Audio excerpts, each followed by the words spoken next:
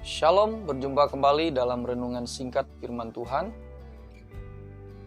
Saat ini firman Tuhan terambil dari Roma 8 ayat 28. Kita tahu sekarang bahwa Allah turut bekerja dalam segala sesuatu untuk mendatangkan kebaikan bagi mereka yang mengasihi Dia, yaitu bagi mereka yang terpanggil sesuai dengan rencana Allah. Hidup dalam intervensi Allah. Firman Tuhan yang kita baca tadi mengatakan bahwa Allah turut bekerja dalam segala sesuatu. Allah mengatur segala sesuatu untuk kebaikan kita. Nah, bagaimana cara kita bisa hidup dalam intervensi, dalam campur tangan Tuhan? Di mana Allah bekerja. Allah ada hadir di dalam setiap hal yang terjadi dalam hidup kita. Yang pertama adalah dalam ayat yang ke-26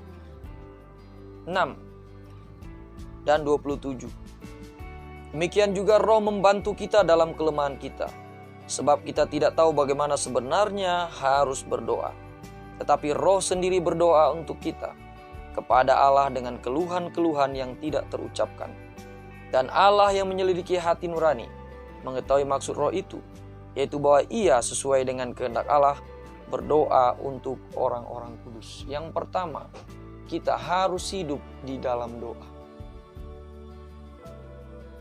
Roh Kudus bekerja menolong kita ketika kita membangun kehidupan doa. Ketika kita berdoa, kita mendapatkan kekuatan, kita mendapat petunjuk dari Allah. Kita mendapatkan hikmat dari Allah. Kita semakin peka dengan hati Tuhan. Jadi Allah bekerja ketika kita hidup di dalam doa. Ketika kita terus membangun komunikasi dengan Allah. Kita mendengarkan Tuhan berbicara dan kita juga berbicara kepada Allah. Mari kita membangun mesbah doa. Agar ketika kita lemah, Roh Kudus menolong kita, membantu kita di dalam doa-doa kita, dan doa kita itu menjadi doa yang efektif. Dikatakan bahwa Allah mengerti maksud dari roh itu. Roh Kudus diutus untuk menolong kita di dalam doa. Yang kedua, bagaimana kita dapat mengalami intervensi Allah? Allah turut bekerja di dalam hidup kita. Dalam ayat 28 tadi dikatakan, kita tahu sekarang bahwa Allah turut bekerja dalam segala sesuatu untuk mendatangkan kebaikan bagi mereka yang mengasihi Dia, yaitu bagi mereka yang terpanggil sesuai dengan rencana Allah. Yang kedua, kita harus percaya janji Tuhan bahwa Dia Allah yang turut bekerja. Allah itu tidak seperti kita yang menaruh jam dinding setelah dikasih baterai, ya lalu kita biarkan jam itu berputar sendiri. Paling kita melihatnya, kita mau tahu waktu. Nah, kita baru peduli dengan jam itu kalau jam itu sudah, mungkin jarumnya sudah tidak bisa bergerak lagi atau bergerak di tempat. Baru kita akan mengeceknya, kita melihatnya, lalu kita mengganti baterainya.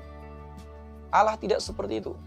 Allah selalu memperhatikan kita. Allah selalu matanya tertuju kepada kita. Yaitu bagi kita yang percaya kepada janjinya ini. Apakah kita tahu bahwa Allah itu tidak pernah tertidur, tidak pernah terlelap, tidak pernah membiarkan kita. Kita harus percaya janji Tuhan bahwa Allah memegang kendali. Allah bekerja dalam segala sesuatu. Yang ketiga, bagaimana kita mengalami intervensi Allah? Dikatakan di sini, kita tahu sekarang bahwa Allah turut bekerja dalam segala sesuatu untuk mendatangkan kebaikan bagi mereka yang mengasihi Dia. Kita harus tetap setia mengasihi Tuhan. Apapun yang terjadi, apapun tantangan yang kita hadapi, mari kita mau tetap setia mengasihi Tuhan. Hanya janji intervensi Allah ini terbatas bagi orang-orang yang mengasihi Dia. Apa bukti kita mengasihi Tuhan? Kita akan mentaati firman. Apa bukti kita mengasihi Tuhan? Kita akan rela memberikan hidup kita bagi Tuhan. Kita akan mencari Dia. Kita akan mengabdikan hidup kita bagi Allah. Mari kita tetap setia mengasihi Tuhan, apapun yang terjadi di dalam kehidupan kita.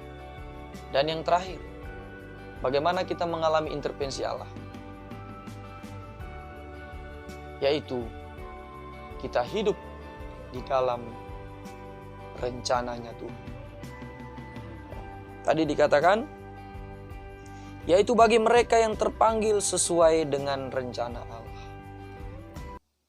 Allah bekerja bagi orang-orang yang tidak hanya memikirkan agendanya pribadi, tapi memikirkan apa yang menjadi kehendak Allah di dalam kehidupannya. Puji Tuhan, biarlah firman Allah memberkati kita dan kita boleh mengalami campur tangan Tuhan di dalam kehidupan kita setiap waktu. Amin. Shalom.